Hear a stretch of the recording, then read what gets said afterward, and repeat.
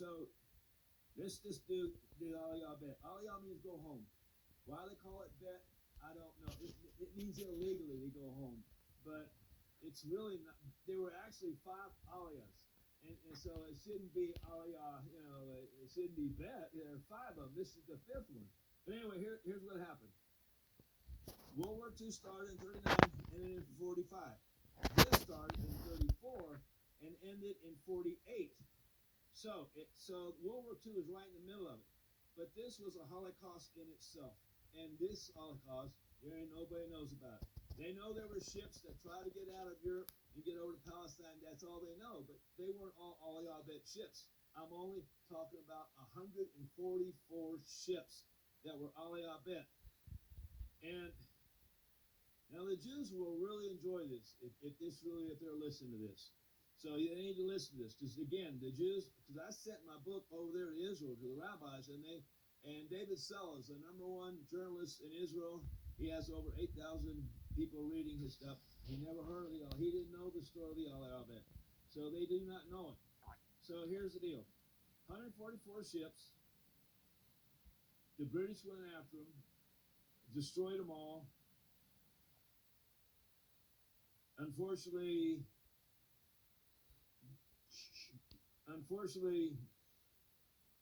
she's got a radio going. They killed a lot of them.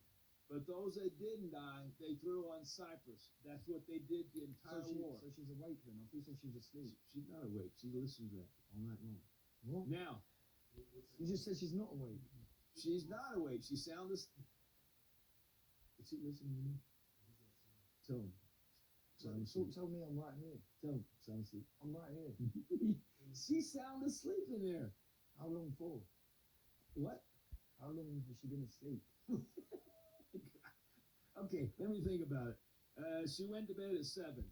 So 8, 9, 10, 11, 12, almost 5.5 hours. And she's got to get up early because she goes to work 60 miles from here. All right. Now,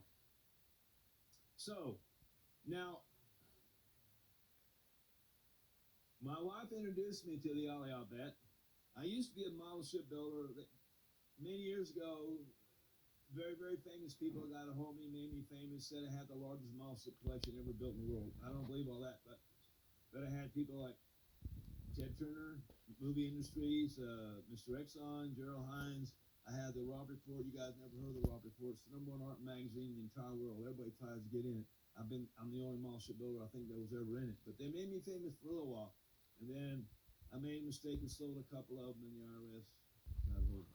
So I quit building boats until this story. Then I found out about this about maybe, 14 years ago, maybe longer than that, about 16 years ago.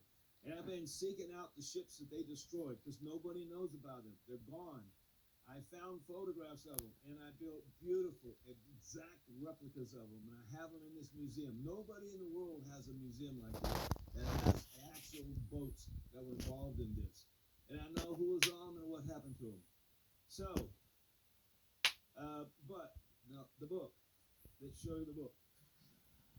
It's all these are in my books. Those of you that are watching this is a very, very interesting book. Now, let me say some things about this book. Remember Black Market and Censored Book.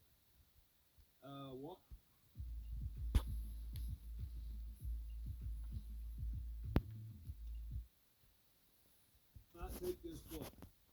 And the reason they say that, and what they actually I couldn't believe it. They said the exact same thing. Like they had a piece of paper and they spoke it to me. They said nobody's interested in the Aliyah Jews, and you can't make any money off of them. That's what they told me. They're not interested in this story. But then I had the curator's secretary call me one day. He said, Mr. Thornsberg, and this is Washington, D.C. now, I want you to know that you're welcome to come, but the reason they don't want your book in there, because if they read that, they'll find out what some of their supporters of that museum did to the Jews, their own people. So that's why there's not going to be sold in these museums. But anyway, it's a very, very, very good book. I sent it to Israel, and the rabbis, they don't accept books from Gentiles, but they accept this one, and they said this is the best documentary book of World War II Chronicle, one of the best they've ever read. They love love this book. Now they're teaching this. All right, so here's the deal. Jew for oil. That's the name of the book. This is the document. I've had over 6,000 people from Europe and America here and never heard of it. Berkeley, Harvard, they've come, never heard of this. Jew for oil. Now that's the document signed by the British and the Russians. Who brought them the document? The Grand Mufti. They'll know who the Grand Mufti is. He was in charge of Muslim oil. And who was the Grand Mufti working for? Hitler. That's who he was working with. So they signed this, and it said, for every Jew you kill, and for every Jew you get out of Palestine, you can have all the Arab oil, which he had, and he gave it away to the British. So now the British had all that Arab oil. I've got a question. Yes. Is Baal evil? Ball. Yeah. Yes. Now what are you doing with If ball? girl genitals should be married, Well, you guys, let me say something right now. There's a lot of topics that you want to hear about. Now, I don't know how long this documentary is going to be, however long as you want. but if we did a deal on ball, I have a lot of knowledge on ball, What do you know? and the Christians would not like any of it. Let's hear it. So, but I'm not anti-Christian. I'm not even close to it. But I am very pro-Israel, for sure. But ball, that's a whole different ball game. I have a book on ball. It's a very, very interesting book. So you worship Baal? Well, I know what ball is. What is Baal? Well, can I finish this? No, I'm not more interested in this now. Do what? I'm more interested in this topic as to what you got to say about this. Gosh, there might be somebody on this podcast who will know about this. Well, maybe, but now we're into Baal. Okay, let me I'll just go real quick. The British signed this.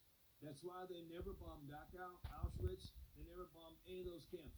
You had a guy named Ken Burns come on about 2 years ago, and they gave him 3 nice 2-hour specials, and they asked him all kind of questions. And he said, why didn't they bomb why didn't the British and Americans bomb those camps? They flew over them every day. And then he said, oh, they didn't because that's not true. I have the documents. I know why they didn't bomb it. And I have it in their own handwriting why they didn't bomb it. They didn't bomb it because the more Jews died, the more oil the British got.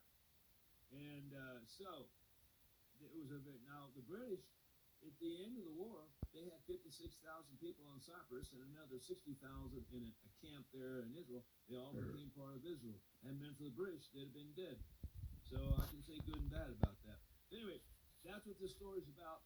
It talks about the ships and what the ships did, who was on them, and how they survived. And y'all don't know anything about World War II? Did you know that? Churchill, innit? Have you heard of the Nuremberg trials? Then they had the Nuremberg trials. While they were doing the Nuremberg trials, they killed another 1.5 million Jews. They don't consider them in the 6 million. Why do they kill them? Because now they were free, and they wanted their land and their art and their businesses back. So all of Europe, these are Christian nations. They just massacred them. The Christian nations. Anyway, mate, I want to know about Baal. I want to know about Baal. And Poland killed 250,000 the first month after the war. Do what? Am I religious? So the fucking question is Yeah, that. I'd say so. I love the Torah. I study the Torah. Listen, you said all right, the book now- about Baal, mate. I'm done with this. So book. how did that stop? Oh, man. One woman, God sent Eleanor Roosevelt over there, and Eleanor, with one speech, stopped all the mayhem, and she's the one who got the Jews out of Europe. So that's an important part of this story. But anyway, the book, all these books you can get here, and I'm telling you, that's a very, very, very powerful book. So, I don't know why. Oh, mate, it's silly. Mate, he doesn't fucking know. He doesn't know what happened. But I want to know. Does he use bad language all the time like that? He does it for Only people. God knows. Does he do it for women? Anyway, He's worse than that? Okay. sorry for my language, mate. Yep. What do you know about You Baal? shouldn't say that in this the museum. I apologize. Okay. What do you know about Baal? Okay. I'm gonna use that board.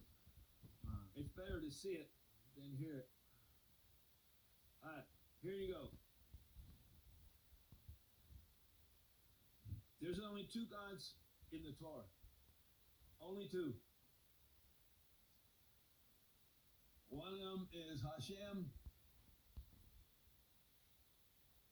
and the other one is Baal. Isn't Baal a devil? No, not a devil. Baal is they call it a strange god. There is no such thing as a god called Baal. Baal is the combination of all the foreign gods that the world's, they picked that god instead of Hashem. On Mount Sinai, you had the whole world there on Mount Sinai. The whole world. And they all worship Baal. 70 nations. And only the Jews worship Hashem. So, but look how they're defined. This is the key to everything. Hashem, by the way, both of these gods are called alpha numeric gods. There's only two gods in the Torah that exist that are called alphanumeric. There are no other gods. Then you can make up all the gods you want, but if they're not an alphanumeric god, then you don't know what you're talking about. That's all there is to it. So here you go. Hashem is called the Holy One,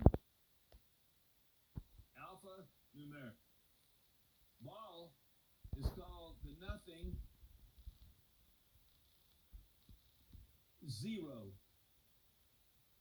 This is biblical, right there in the Torah.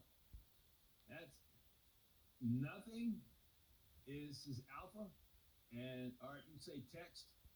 At the end of the day, mate, Baal is a Jewish demon, and Baal, recognized in the Christian world, Baal is a demonic figure, and that's who you are worshipping. Baal, and that's who you worship, right? Anytime a Jew worshipped Baal in the Torah, God destroyed them all. He destroyed the first temple because they were worshiping Baal.